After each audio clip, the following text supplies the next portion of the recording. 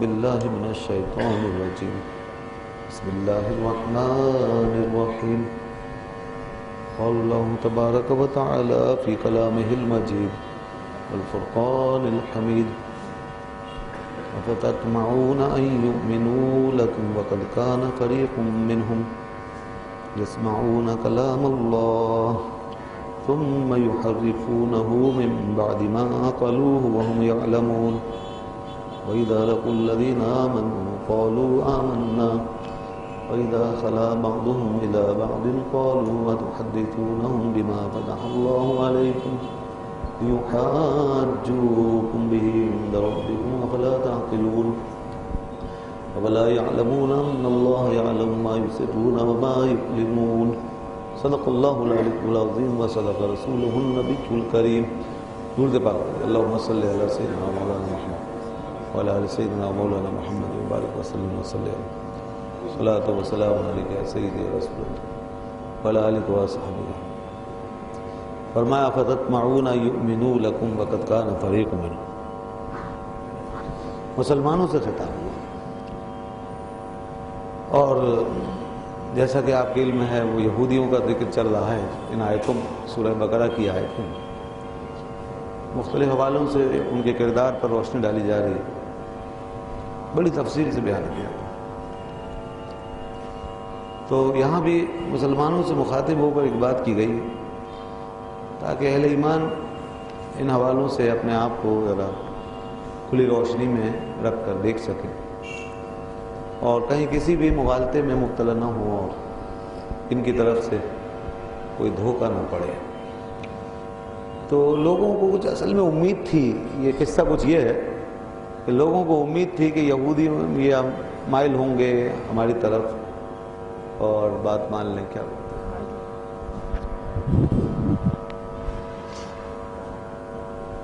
تو ان کے مائل ہونے کی امید تھی لوگوں کو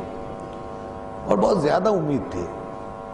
ایک تو ہوتی ہے امید اور ایک بہت ہی زیادہ جو حرص میں تبدیل ہو جائے طمع بن جائے امید جب حد سے بڑھ جائے تو طمع ہو جاتا ہے نا تو بڑی حرص اور طمع مسلمانوں کو کہ یہ ہماری بات سنیں اور ہمارے مائل ہوں اسلام کی طرف مسلمان ہوں اب ظاہر ہے کہ یہ جب امید بہت زیادہ ہو تو پھر اس کے بعد سامنے سے اگر مایوسی کی صورتحال پیدا ہو اور جواب نفی میں آئے تو پھر یہ حد سے بڑی ہوئی امید پھر ایک دم سے ایک صدمہ بھی بن جاتی ہے اور انسان کو ایک شوق سے دوچار کر دیتی ہے اور مایوسی کی فضا پیدا ہو جاتی ہے پھر ایک دم تو اب یہ چیز اس کو تھوڑا سا بیلنس میں لانے کی ضرورت ہے کیونکہ جس قوم سے یہ امید بند گئی ہے اس قوم کا کردار اس کا عمل ان کے معاملات ایسے نہیں ہیں کہ ان سے ایسی امید لگائی جائے آج بھی کچھ ہمیں امیدیں زیادہ ہو جاتی ہیں نا بعض لوگوں سے کوئی دنیا میں کوئی تبدیلی آئی ہم خواہ خواہ خوش ہونے لگتے ہیں کوئی صدر بدلا کوئی انتخاب ہوئے کوئی عالمی طاقتیں کوئی پاورز ادھر سے ادھر ہوئی مسلمان بیچارے بہت زیادہ وہ امید پیدا کر کے بیٹھ جاتے ہیں کہ شاید ہماری کوئی خیر ہوگی لیکن پھر اس کے بعد کیا ہوتا ہے تو کچھ اس وقت یہ دور چل رہا ہے چونکہ تربیت کا تو مسلمانوں کے اندر کبھی اس طرح کا رجحان پیدا ہونے لگتا تھا تو اللہ تعالیٰ ان کی تربیت اور تعلیم کے لیے قرآن نازل فرماتا اور اپنے نبی صلی اللہ علیہ وسلم کی ہدایت کے ذریعے سے اور سنت کے ذریعے ان کی رہنمائی فرماتا تو اب یہ جو امید بند گئی تھی ایک ایسی قوم کے ساتھ کہ جس قوم کا کردار انتہائی مایوس کن ہے بلکہ تضحیک آمیز ہے تو اس لیے فرمایا گیا کہ دیکھو افتطمعون یؤمنوا لکم تم میں تو بڑا طمع ہے بہت زیادہ شدید خواہش ہے تمہارے اندر بڑا حرص ہے کس بات کا کہ ان یؤمنوا لکم کہ وہ تمہارے اوپر ایمان لے آئیں تمہاری بات مان لیں جو دعوت تم دے رہے ہو جو بات کرو اسے وہ مان لیں وقد کان فریق منہم یسمعون کلام اللہ لیکن اس بات کے ساتھ ساتھ یہ بھی دیکھو کہ جن سے تم نے امید مان لی ہے ان کا اپنا کردار و عمل کیا ہے ان میں کوئی ایسی بات ہے جس سے تم توقع کرو کہ وہ تمہاری بات کسی سطح پہ مان لیں گے وقد کان فریق منہم فرمایا دیکھو ان کے اندر کے گروہ کو ایک گروہ تو ان کا ایسا ہے جو کلام سنتا ہے، یسمعون کلام اللہ، سنتا ہے اللہ کا کلام، ثم یحرفونہ، پھر وہ اس کو تبدیل کرتا ہے۔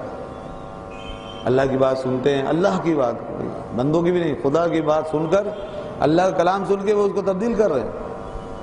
اب یہ ظاہر انہوں نے اپنی کتاب کے ساتھ کر رکھا تھا سب حشر، توریت ان کو، یہ جس کو مانتے تھے اور باقاعدہ کہتے تھے نؤمن بما انزل اللہ علینا، ہم اس پر ایمان رکھتے ہیں جو اللہ نے ہم پہ نازل فرمایا، بما انزل علینا، جو ہم پہ نازل ہوا۔ تو یہ جو ہیں جس پہ ایمان رکھتے ہیں، جسے اللہ کا نازل کردہ کلام مانتے ہیں، اپنے نبی کی کتاب مانتے ہیں، فرمایا ثم یحرفونہ، یہ اسی کتاب کو تبدیل کر رہے ہیں اور اس میں اپنی من پسند باتیں داخل کر رہے ہیں، من بعد ما عقلوہ، بعد اس کے کہ انہوں نے سمجھ لیا اس کو کہ یہ اللہ کی کتاب ہے اور یہ نبی کے احکام ہیں، وہم یعلمون، اور یہ جانتے ہیں، یہ جانتے ہیں، جان بوجھ کے کر رہے ہیں یہ، یعنی ان کو اس بات کا علم ہے کہ ہم یہ جو کر رہے ہیں یہ تبدیل ہے، یہ کتاب اللہ کی تبدیلی ہے، یہ ایک بڑا جرم ہے، یہ ہم بہت بڑی خیانت کر رہے ہیں، یہ سب جانتے ہیں، جان بوجھ کے ایسا کر رہے ہیں۔ کوئی جان بوجھ کے اگر ایک کام کرے تو وہ کتنا بڑا مجرم ہوگا بتائیے، اس کا دل کتنا سخت ہوگا۔ یہ بھی جانتے ہیں کہ یہ غلط کام ہے اور کتاب اللہ ہی کو تبدیل کرنے کا عمل ہے، یہ بہت بڑا جرم، پھر بھی یہ کر رہے ہیں۔ تو یہ ان کے اعمال ہیں، یہ ان کی حرکتیں۔ اس لیے مسلمانوں کو کہا گیا فتطمعون، ایسی قوم سے تم امید لگا کے بیٹھ گئے، ایسی قوم سے تمہارے دل میں شدید خواہش پیدا ہو گئی کہ یہ تمہاری بات سنیں گے۔ دوستو رویے کیا بتاتے ہیں، لوگوں کے معاملات کیا بتاتے ہیں؟ قرآن یہی بات ہمیں ایک بیلنس دے رہا ہے نا، کہ ہمیں بیلنس میں آنا چاہیے، ہمیں ضرورت سے زیادہ کسی سے امید نہیں باندھنی چاہیے۔ ایک شخص سے ادھر سے وہ زہر ہی اگل رہا ہے، وہ اپنی دشمنی جو ہے اس کی کہیں رک نہیں رہی ہے، وہ آپ کے خلاف جو ہے وہ ترکیبیں اور تدبیریں کرنے میں لگا ہوا ہے، اور ہمیں خواہ امید پر امید، امید پہ امید، امید پہ امید، یہ دھوکے میں پڑنے والی بات ہے، دھوکہ کھانے والی بات ہے۔ آج یہ ہو رہا نہیں ہو رہا؟ آج ہمارا دشمن جب بھی موقع ملتا ہے تھپڑ لگا دیتا ہے، ہمارے تھپڑ ہی نہیں، اچھا خاصا جو ہے پٹائی بھی لگا دیتا ہے، اور ہماری جو ہے وہ حالت ہو جاتی ہے کہ اچھا جی اب دیکھیں گے، اب نہیں کریں گے، اب نہیں ہوگا ہمارے ساتھ ایسا، پھر ہو جاتا ہے، پھر ہو رہا ہے۔ یہی جو آج کل ہماری سرحدوں پہ ڈرون حملے ہوں یا کوئی اور اس طرح کے ہمارے مخالف دشمن ملکوں کی طرف سے کارروائی، یہی انڈیا، یہی بھارت، یہی قسم، یہی ہمارے جو ہیں ہمارے پڑوسی، تو ان کا حال دیکھ لیں آپ کہ مگر یہاں پر یہ سلسلہ ہے کہ وہ امید ہاتھ سے نہیں جا رہی، بلکہ اس میں اور اضافہ ہو رہا ہے۔ کوئی غالب نے کتنی اچھی بات کی تھی کہ وہ کتنے شیریں ہیں تیرے لب کے رقیب، گالیاں سن کے بھی بے مزہ نہ ہوا،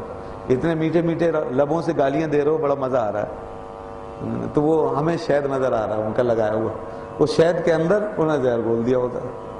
تو یہ باتیں ہوتی ہیں، وہ تو شیریں لبوں کے ساتھ گالیاں پڑتی ہیں، ہم لبوں پہ قربان ہو جاتے ہیں، مگر یہ نہیں دیکھتے کہ وہ گالیاں ہیں، جو آیا ہے ہمارے پاس تحفہ وہ گالیوں کا آیا، وہ ہمارے لیے جو ہے رسوائی ہے، ہماری آزادی، ہماری خود مختاری، اس کے لیے خطرہ ہے، چیلنج ہے، اور ہماری آزادی کے لیے گویا کہ وہ لعنت ہے۔ تو یہ سب ہم لعنت کے توغ اپنے گلے میں ڈال رہے ہیں، چاہے وہ یہودیوں کا معاملہ ہو، ہندوؤں کا معاملہ ہو، چاہے وہ امریکہ ہو، چاہے وہ کوئی اور قوم ہو۔ تو یہ سلسلے، یہ ظاہر ہے کہ جب تک ہم اس حقیقت کو نہیں سمجھیں قرآن کی روشنی میں، قرآن نے نفسیاتی طور پہ بھی ہمیں کتنا گائیڈ کیا کہ مسلمانوں کو اس وقت، حالانکہ وہ مسلمان ہمارے جیسے نہیں تھے، وہ ایسے بہکنے بگڑنے والے لوگ نہیں تھے، وہ خواہ ان کی کسی بات سے متاثر نہیں تھے، یہ جو ان کے یہاں طمع ہوا تھا یہ تو بڑے اخلاص سے ہوا تھا، اس طمع کے بھی اخلاص تھا، اور ہمارے طمع کے پیچھے مفاد ہوتا ہے،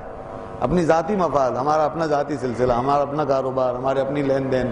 ہمارے اپنے بچوں کا مستقبل، ہماری اپنی پراپرٹی، جائیداد اور وہاں کے اکاؤنٹس اور بینک، یہ وہ ہمیں جو لوٹ مار کی ہوتی ہے وہ پہنچانا ہوتا ہے وہاں، اور ہمیں دنیا آگے جا کر ہمیں ایک سیف اینڈ ساؤنڈ وہ جگہ چاہیے ہوتی ہے، راستہ چاہیے ہوتا ہے، تو بس اس لیے ہم،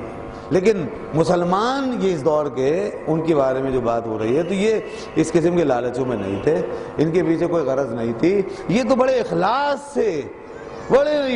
سے کہ دین کا جذبہ تھا پھیلانے کا، کہ یہودی قوم خاص طور پہ چونکہ مدینے میں ساتھ ساتھ گلے ملے رہتے تھے، بڑا پرانا انٹریکشن تھا، بڑے پرانے تعلقات تھے، روابط تھے، اور صدیوں سے ساتھ چلے آ رہے تھے نا، یہ مدینہ منورہ کے حالات ہیں، تو اس لیے اب یہ حضرات جو مسلمان ہوئے انصار اور وہاں کے جو مشرک تھے، تو انہوں نے چاہا کہ چونکہ ان یہودیوں سے ہمارا پرانا لین دین چلتا رہا اور تعلقات اور تقریباً دوستی رشتہ داری تک نوبت پہنچی ہوئی، تو انہوں نے چاہا کہ یہ بھی ہمارے اس میں داخل ہو جائیں اور مسلمان بن جائیں، تاکہ ہم یہ ایک ہی ہو جائیں، ان کا ہمارا دین ایک ہو جائے، مذہب ایک ہو جائے۔ اس لیے قرآن نے دوسری جگہ فرمایا مسلمانوں سے، ہاں انتم ہؤلاء تحبونہم، یہ تم ہو دیکھو ان سے محبت کرتے ہو مگر وہ تم سے محبت نہیں کرتے، وہ تؤمنون بالکتاب کلی، اور تم پوری کتاب پر ایمان رکھتے ہو، یعنی ساری کتابوں پر، اپنی بھی ان کی بھی اور جتنی کتابیں نازل سب پہ تمہارا ایمان، لیکن یہ ایسے ہیں کہ یہ تمہاری کتاب نہیں مانتے، یہ تو کہتے ہیں کہ ہم تو صرف اپنی کتابوں کو مانیں گے، اپنے نبی کو مانیں گے، باقی کسی کو نہیں مانتے، تو انہوں نے تو تعصب کیا ہوا۔ تو مسلمانوں نے یہ چاہا کہ یہ اس طرح معاملہ ہمارا ہو جائے، ایک ہی ملت ہم بن جائیں، تو اللہ نے فرمایا اس معاملے میں کسی دھوکے میں نہ پڑو اور اس میں افراط و تفریط نہ ہو جائے، اس میں تم ضرورت سے زیادہ تم ایسا نہ ہو کہ آگے بڑھ جاؤ جس کا تمہیں نقصان ہو۔ تو ان کے کردار پہ نظر ضرور رکھو، پھر اس کے بعد آگے بڑھو، ان کو تبلیغ کرو، ان سے بات کرو، جو کچھ کرنا ہے، ساتھ میں یہ دیکھتے جاؤ کہ ان کا کردار کیا ہے، ان کا ری ایکشن کیا ہے، ان کا جواب کیا ہے، یہ کس طرح رسپونس کر رہے ہیں، یہ دیکھتے جاؤ۔ تو فرمایا یہ ان کا معاملہ ہے کہ ثم یحرفونہ من بعد ما عقلوہ، یہ دیکھو تمہاری یہ اپنی کتاب کو بدل دیتے ہیں، من بعد ما عقلوہ، حالانکہ یہ سمجھتے ہیں، انہوں نے سمجھا اس کو، وہم یعلمون، اور یہ جانتے ہیں کہ ہم بدل رہے ہیں کتاب کو۔ وَإِذَا لَقُوا الَّذِينَ آمَنُوا، اور آگے فرمایا اور جب یہ ملتے ہیں وَإِذَا لَقُوا الَّذِينَ آمَنُوا، ایمان والوں سے، قَالُوا آمَنَّا، تو دیکھو یہ کیسے جھوٹے منہ تم سے کہتے ہیں ہم ایمان لائے۔ یہ بھی یہودیوں کا ایک قبیلہ جو منافقت کا لبادہ اوڑھ کے مسلمانوں کے بیچ میں مومن بن جاتا تھا، مومنوں کے سامنے ایمان کی بات کرنے لگتا۔ وَإِذَا خَلَا بَعْضُهُمْ إِلَىٰ بَعْضٍ، اور جب یہ ایک دوسرے کے آپس میں قریب ہوتے اور ایک دوسرے کے ساتھ تنہا ہوتے تھے، تم سے گزر کے جب یہ جاتے تھے تو قَالُوا أَتُحَدِّثُونَهُم بِمَا فَتَحَ اللَّهُ عَلَيْكُمْ لِيُحَاجُّوكُم بِهِ عِندَ رَبِّكُمْ، تو اب یہ جو بڑی خاص بات تھی جو ان کی آپس کی پرائیویسی میں ہوئی، اللہ نے اس کو کھول کے رکھ دیا۔ یہ بات قرآن ہی بتاتا ہے یا اللہ کے دیے ہوئے علم سے اس کے پیغمبر اور نبی بتاتے ہیں، تو باقی عام لوگوں کو کیسے پتہ چلتا؟ قرآن نے اس بات کا انکشاف کیا۔ دیکھو جب یہ تنہائیوں میں ملتے ہیں تو ہم تمہیں بتائیں یہ کیا کرتے ہیں، قالوا، یہ آپس میں کہتے ہیں، اتحدثونہم بما فتح اللہ علیکم، کیا تم ان مسلمانوں کو بیان کیے دے رہے ہو وہ چیز جو اللہ نے تم پہ کھولی ہے؟ یہ تم جا کے وہاں کیا کیا باتیں کرو، آپس میں کہہ رہے ہیں اپنے ہی گروہ سے جو وہاں سے ہو کر آئے، تو وہ اس سے کہا جا رہا ہے یہ تم جا کے وہاں کیا باتیں کر رہے ہو، بما فتح اللہ علیکم، یہ تم وہ باتیں بتا رہے ہو جو تمہارے اوپر کھولی گئی۔ کیا باتیں یہ کون سی باتیں؟ یہ جناب وہ باتیں ہیں کہ ہوتا یہ تھا کہ یہ جب وہاں مسلمانوں سے جا کے ہم کلام ہوتے اور بات کرتے تو ان کو اپنا ایمان ثابت کرنے کے لیے، مسکے لگانے کے لیے، مسلمانوں کو یقین و وشواس دلانے کے لیے کچھ باتیں کرنی پڑتی تھی۔ اور وہ کیا باتیں؟ مثال کے طور پر کہ جی ہاں آپ نے یہ جو آپ کے پیغمبر میں ہیں علامتیں اور نشانیاں، یہ ہماری کتابوں میں بھی لکھی ہوئی ہیں، بالکل ایسا ہی ہے جیسے یہ واقعات ہو رہے ہیں اور جو علامتیں ہماری کتابوں میں موجود۔ یہ وہ حقائق تھے جو انہیں معلوم تھے اور نبی پاک صلی اللہ علیہ وسلم نے وہ دیکھ چکے تھے، وہ علامتیں ظاہر ہو رہی تھی، اور اس حوالے سے انہیں اتنا یقین تھا کہ اللہ فرماتا ہے کہ الذین آتیناہم الکتاب یعرفونہ کما یعرفون ابناءہم، جنہیں ہم نے کتاب دی ہے وہ آپ کو ایسا پہچانتے ہیں جیسا اپنے بیٹوں کو پہچانتے ہیں۔ اتنا پہچانتے تھے نبی پاک صلی اللہ علیہ وسلم کو، یہ علامتیں نشانیاں وہ دیکھ رہے تھے۔ حضرت صفیہ کا نہیں، میں نے شاید پہلے بھی یہ واقعہ عرض کیا، حضرت صفیہ رضی اللہ عنہ جو بعد میں زوجہ عالیہ بنی، پہلے یہودیہ تھی، اور یہودی باپ اور یہودی چچا، یہ گھر کے سرپرست، سارا خاندان یہودی۔ فرماتی ہیں جب آپ صلی اللہ علیہ وسلم تشریف لائے مدینے میں تو میرا باپ اور میرا چچا دونوں گئے تھے ملنے کے لیے، اور باقاعدہ لمبی ملاقات کر کے آئے، اور پھر گھر میں بیٹھ کے اکیلے میں دروازے بند کر کے پھر آپس میں خفیہ مشاورت ہوئی، اور وہ یہ سمجھتے تھے کہ کوئی نہیں سن رہا اور میں سن رہی تھی، میں ان کی باتیں سن رہی تھی۔ تو انہوں نے رازداری سے جو باتیں کی وہ یہ تھی، میرے چچا نے کہا میرے باپ سے کہ کیا خیال ہے، کیا یہ وہی ہیں جن کا ذکر ہماری کتابوں میں؟ کہنے لگے ہو بہو وہی ہیں، 100% وہی ہیں۔ کہ تم نے ساری نشانی دیکھ لی؟ کہا ہاں میں نے بھی دیکھی، ساری نشانیاں دیکھی ہیں، ساری نشانیاں موجود ہیں، اس میں کوئی شک نہیں کہ یہ ان نشانیوں کو لے کر آئے ہیں۔ تو کہا پھر کیا خیال ہے، کیا کرو گے پھر؟ کیا سوچا؟ تو میرے باپ نے کہا نعوذ باللہ کہ جب تک زندہ رہوں گا اس کی راہ میں رکاوٹ پیدا کرتا رہوں گا، اس نبی کا کام نہیں ہونے دوں گا، نعوذ باللہ اس کی راہ میں حائل ہو جاؤں گا۔ یہ ہے وہ عناد۔ دیکھا آپ نے، مان لیا۔ ماننے کے بعد یہی باتیں جو ان کے دلوں میں ہیں، موجود ہیں، ذہنوں میں ہیں، اور جو دیکھ رہے ہیں، پڑھ رہے ہیں اپنی کتابوں میں، اور آج بھی میں آپ کو بتا دوں، آج بھی جن کی نظر ہے اپنی کتابوں پر، اور جن کو جو مس گائیڈ نہیں ہوئے ہیں، جو اپنی کتابوں کو دیکھ رہے ہیں، ان کے احبار بھی، رہبان بھی، ان کے علماء بھی، یہ 100% سمجھتے ہیں، یہ بات جانتے ہیں کہ مسلمانوں کے نبی حضرت محمد مصطفیٰ صلی اللہ علیہ وسلم نبی برحق ہیں۔ انہیں معلوم ہے، اور یہ کتاب قرآن حکیم آخری کتاب ہے، معلوم ہے۔ لیکن وہ مسئلہ یہی ہے، کیا دیکھیں اب جیسے یہاں باتیں ہو رہی ہیں، یہی کچھ آج تک چلا آ رہا ہے۔ حاجکم بہ عند ربکم، اب وہ کہہ رہے ہیں کہ تم یہ مسلمانوں پہ یہ باتیں کھول کیوں رہے ہو بھائی؟ انہیں کیوں جا کر کہتے ہو کہ تم برحق ہو؟ کیوں کہتے ہو کہ تمہاری نشانیاں ہمارے ہاں موجود ہیں؟ ہاں ہم نے پڑھ رکھی ہیں۔ یہ تمہیں اس کا نتیجہ معلوم ہے کیا نکلے گا؟ وہ کہتے ہیں حاجکم بہ عند ربکم، تمہارے رب کے یہاں قیامت کے دن یہ حجت لے کے کھڑے ہو جائیں گے، یا اللہ انہوں نے تو یہ باتیں خود بتائی ہمیں، یہ تمہارے خلاف حجت بن رہی ہے، تمہارے خلاف کیس تیار ہو رہا ہے، تم خود اپنے خلاف شہادت دے رہے ہو کہ تم ایک بات کو رکھتے ہو اپنے پاس، تمہاری کتاب میں محفوظ ہے، اور پھر تم نے اس کو مانا نہیں۔ تو یہ تم جا کے کیا بتانا چاہتے ہو؟ یہ تو اپنے خلاف کون سا کیس تیار کر رہے ہو؟ کل قیامت کے دن یہ تمہاری باتوں کی روشنی میں کھڑے ہو کر کیس کریں گے تمہارے رب کی بارگاہ میں، حجت ہوگی، تو کیا جواب دو گے کہ تم اپنے منہ سے یہ باتیں سب نکال چکے ہو؟ اس لیے چھپا لو، پردہ ڈال دو، منہ بند رکھو، آیتوں پہ اپنی ہاتھ رکھ لو، بدل دو، تبدیل کر دو۔ یہ تھا وہ سلسلہ جو تبدیل کیا جا رہا تھا۔ یہ سب ہمارے نبی کی نعت تھی، ہماری حقانیت کے دلائل تھے۔ اس کے خلاف مہم جوئی ہوئی ہے، وہاں سے لے کر اب تک وہ چلی آ رہی ہے، لہذا وہ یہ کام کر رہے ہیں۔ حالانکہ ان بیوقوفوں کو یہ نہیں پتا کہ اگر وہ زبان سے نہیں بولیں گے تو ان کے دل کا جو حال ہے وہ اللہ جانتا ہے۔ ان کا علم جو اس حوالے سے ہے، جو ان کی کتابیں انہیں بتا چکی ہیں، یہ سب اللہ کے علم ہے۔ اس لیے تو آگے اللہ نے فرمایا افلا تعقلون کے بعد فرمایا افلا یعلمون ان اللہ یعلم ما یسرون وما یعلنون، کیا وہ جانتے نہیں ہیں کہ اللہ تعالیٰ جانتا ہے جو کچھ چھپاتے ہیں اور جو کچھ اعلان کرتے ہیں؟ وہ سب جانتا ہے۔ ان کے چھپانے سے کیا ہوگا؟ منہ بند کر لینے سے کیا ہوگا؟ اور اپنے آپ کو اس طرح خاموش کر دینے سے کیا ہوگا؟ تو اس سے کچھ نہیں ہوگا، ان کے دلوں میں بہرحال موجود ہے، اور یہ حجت قائم ہو چکی ہے، اور وہ اس کتاب کو پڑھ رہے ہیں۔ تو یہ حجت بہرحال ان کے سامنے ہے اور یہ قائم ہے دوستو، لیکن وہ اس کو مان نہیں رہے، بغض میں اور حسد میں کہ نبی پاک صلی اللہ علیہ وسلم کا کلمہ نہ پڑھنا پڑ جائے، مسلمانوں کی سپرمیسی قائم ہو جائے گی، ایک نئی نسل آ جائے گی، کیونکہ یہ نسل پرست لوگ ہیں نا، ان کا دین ہی نسل پر مبنی ہے، نسلی تصوف پر، ریسزم پر۔ یہ ریسزم ہے، یعنی نسل پرستی۔ وہ کہتے ہیں کہ ہماری نسل سب سے برتر، سب سے اعلیٰ، اور یہ آخری نبی کا جو تھا انہیں یہ انتظار تھا کہ وہ ہمارے اندر سے آئیں گے تو یہ ہماری نسلی برتری پر ایک آخری مہر اور لگے گی پھر، اور پھر ہمیشہ کے لیے ہم امر ہو جائیں گے، قیامت تک ہماری سپرمیسی قائم ہو جائے گی، انچیلنجیبل۔ لیکن اب کیا ہوا؟ وہ سارے خواب چکنا چور ہو گئے، ساری جو ہے تعبیریں دری کی دری رہ گئی، سارے خواب چکنا چور ہو گئے، وہ سارے ارمان جو ہے اس پہ اوس پڑ گئی، ساری امیدیں خاک میں مل گئیں جب انہوں نے یہ دیکھا کہ یہ تو اللہ کے رسول، آخری رسول، یہ بنی اسماعیل سے تشریف لے آئی تھی۔ اب کیا کریں؟ وہ بنی اسرائیل کے دعوے اور اپنی باتیں اور لوگوں پہ فخر، اور وہ باقاعدہ کہتے تھے اپنی قوم سے کہ دیکھنا وہ آئیں گے نا،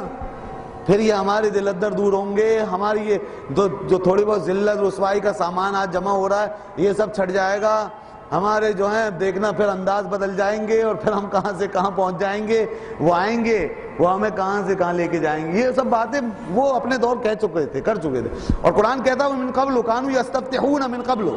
وکانوا یستفتحون من قبل، اور وہ باقاعدہ لڑائیوں میں، اپنے مارکوں میں نبی صلی اللہ علیہ وسلم کے وسیلے سے دعائیں بھی مانگتے تھے، باقاعدہ وہ دعائیں لکھی ہیں روایتوں میں، ان کی دعا کہ اے اللہ اپنے اس نبی کے وسیلے سے جس کی بعثت کا تو نے ہم سے وعدہ کیا ہے کہ تو ان کو بھیجے گا آخری وقت میں، ان کے وسیلے سے ہمیں ان کافروں پہ فتح عطا فرما۔ تو باقاعدہ حضرت ابن عباس رضی اللہ عنہ نے فرمایا بڑی فتح ایک ملی تھی بنی غطفان پر، جب یہ شکست کھا کے بھاگے تھے کفار عرب سے، تو اس کے بعد انہوں نے پھر نبی صلی اللہ علیہ وسلم کے وسیلے سے دعا مانگی، اور پھر دوبارہ جب یہ ٹکرائے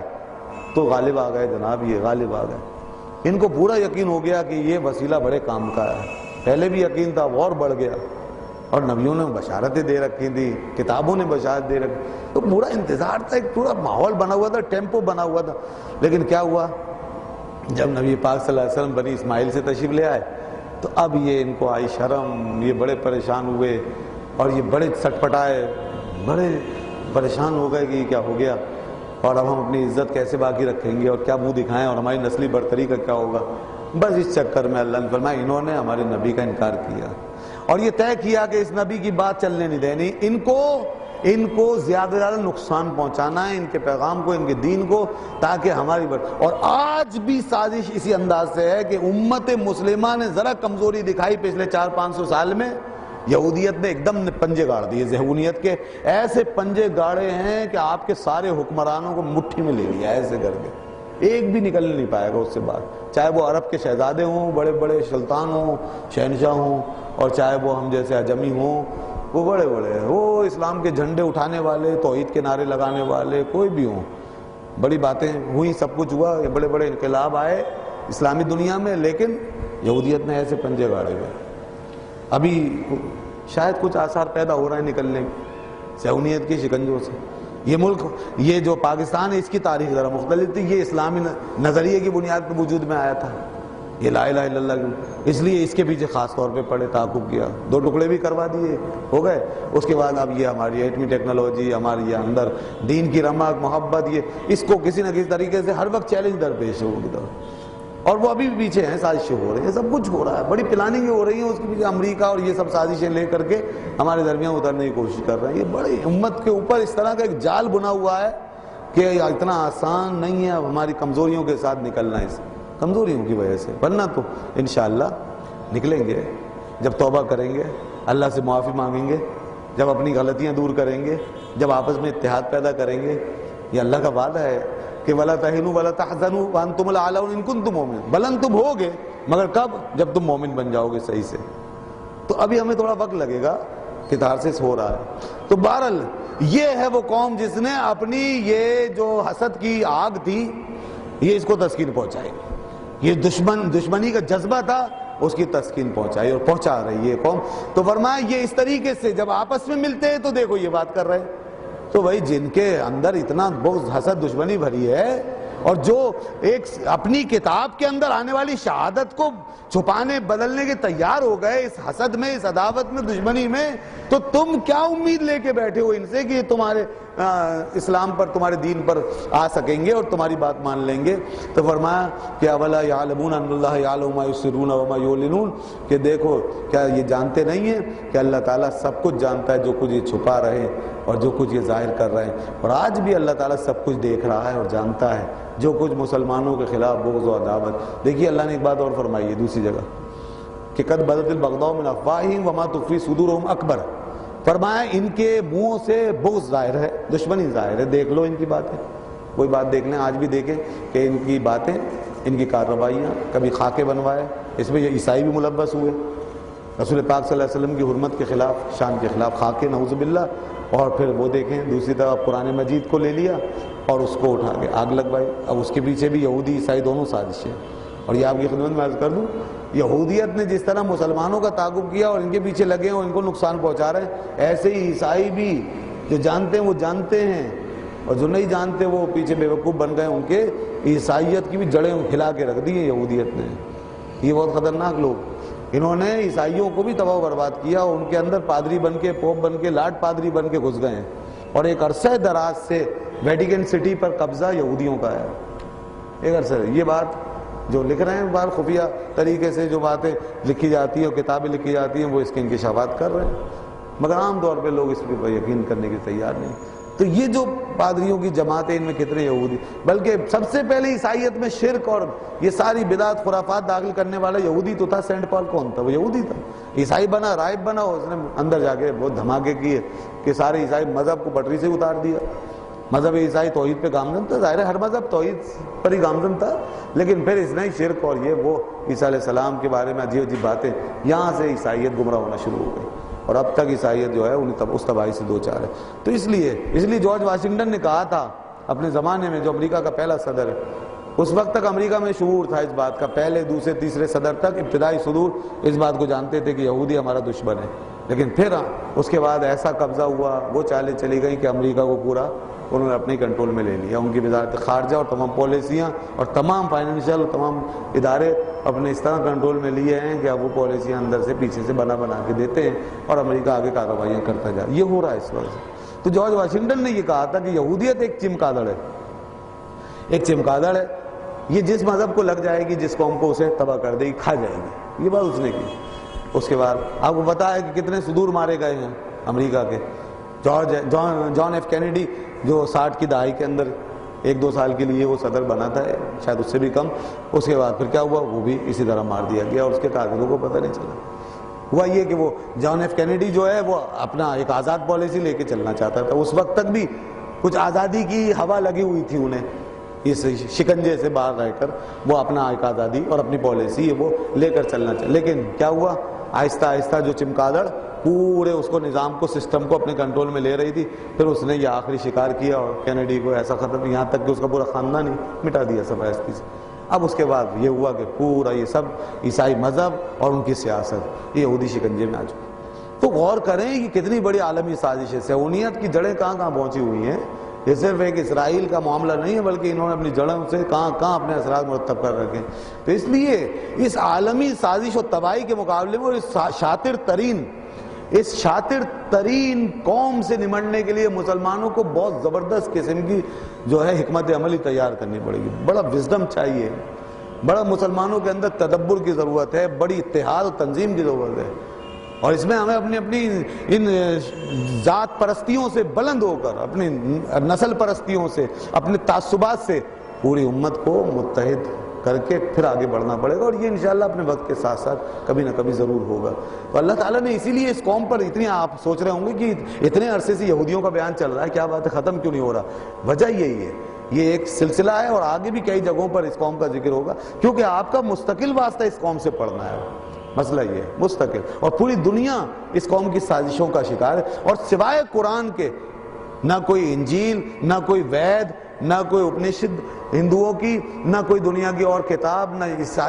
سکھوں کی، نہ ہندوؤں کی، نہ عیسائیوں کی، کوئی ایسی کتاب نہیں ہے جو اس قوم کی اصلیت کو، اس کے حقیقی چہرے کو بتا سکے اور ظاہر کر سکے، جتنا قرآن نے اس حقیقت کو واضح کیا ہے۔ لہذا آج دنیا جس خطرے سے دوچار ہے وہ قرآن کی روشنی میں بخوبی سمجھا جا سکتا ہے۔ تو بہرحال ہماری دشمنی صرف ایک ہی قوم سے نہیں، یہاں جو بھی اسلام کا دشمن ہے، عیسائی ہو یا ہندو ہو، یہ سب پھر یہودیوں کے ساتھ مل کر کے اسلام دشمنی کا فرض ادا کرنے میں مصروف ہو جاتے ہیں۔ اس لیے آج مسلمانوں کو بہرحال وہ جو ایک ملت منفرد اس کا مقام ہے نا، جس کو اقبال نے کہا اپنی ملت کو قیاس اقوام مغرب سے نہ کر، خاص ہے ترکیب میں قوم رسول ہاشمی۔ یہ ایک خاص ترکیب جو اللہ نے ہمیں دی ہے، جس میں ہمارا عقیدہ نظریہ سب سے مختلف ہے، اور وہ کیا ہے؟ وہ نظریہ بڑا آفاقی ہے، ہمارا دین بڑا آفاقی ہے، ہمارا ایمان بڑا وسیع سمندروں والا ایمان ہے، ہمارا یوں سمجھ لیں سمندر ہے جس کے اندر سب کچھ آ گیا۔ بتائیے کس کتاب کا انکار کرتے ہیں آپ؟ کسی کا نہیں۔ کون سے نبی سے آپ کو اختلاف ہے؟ کسی نبی سے نہیں ہے۔ کون سے فرشتوں سے آپ اختلاف کر؟ کسی سے نہیں۔ مگر یہاں یہ حال ہے کہ یہاں پر اس نبی کو مانا، اس کو نہیں، ایک کی شان میں گستاخی بیان، بلکہ گستاخی سب کی شانوں میں کی، کتابوں کے حوالے سے ہم یہ مانیں گے وہ نہیں مانیں گے۔ اس لیے اللہ نے فرمایا دیکھو تم ہو، یہ صرف تم لوگ کہ کہتے ہو لا نفرق بین احد منہم، ہم نبیوں میں تفریق کرتے نہیں ہیں، سب بزرگ ہیں، سب اللہ کے نبی، ہم سب کو مانتے ہیں۔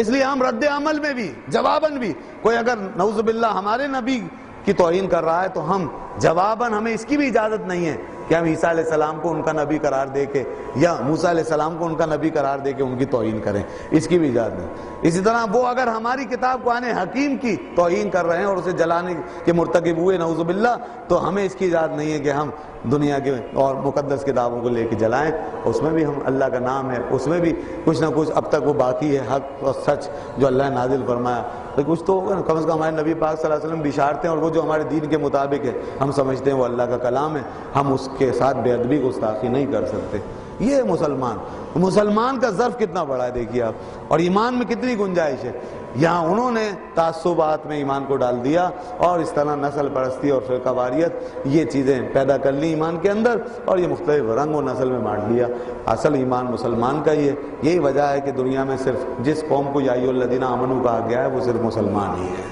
اسی امت کو کہا گیا یا ایھا الذین آمنوا, کیونکہ خدا کو معلوم ہے کہ ان کا ایمان کس شان کا ایمان ہوگا, اس لیے ہمارا ٹائٹل یہ بنا یا ایھا الذین آمنوا. تو بہرحال قولوا آمنا باللہ وما انزل الینا وما انزل الینا من ربنا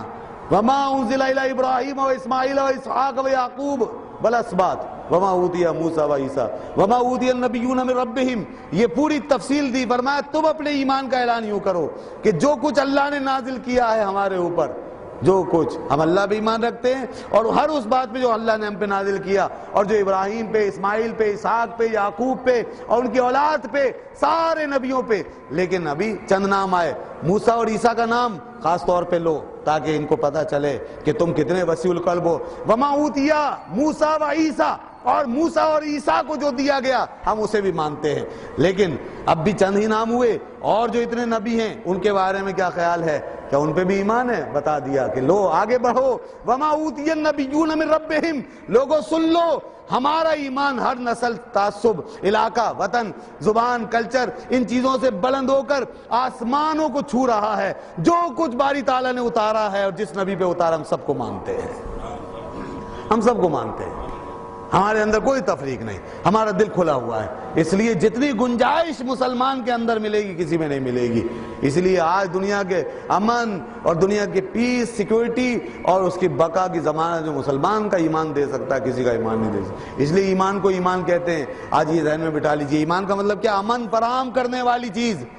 تو ایمان کس کے پاس ہوا؟ ہمارے پاس ہوا. لہذا دنیا کو اگر کوئی امن فراہم ہو سکتا ہے, اور دنیا کی کوئی قوم حفاظت کر سکتی ہے, اور ساری قوموں کو اگر آغوش میں لے سکتی ہے اور سب کی مددگار ہو سکتی ہے, تو صرف اور صرف مسلمان قوم ہو سکتی ہے. مسلمان کا ایمان. اللہ تعالی ہمیں اس ایمان کے مرتبے کو سمجھنے کی توفیق عطا فرمائے. وآخر دعوانا الحمدللہ رب العالمین.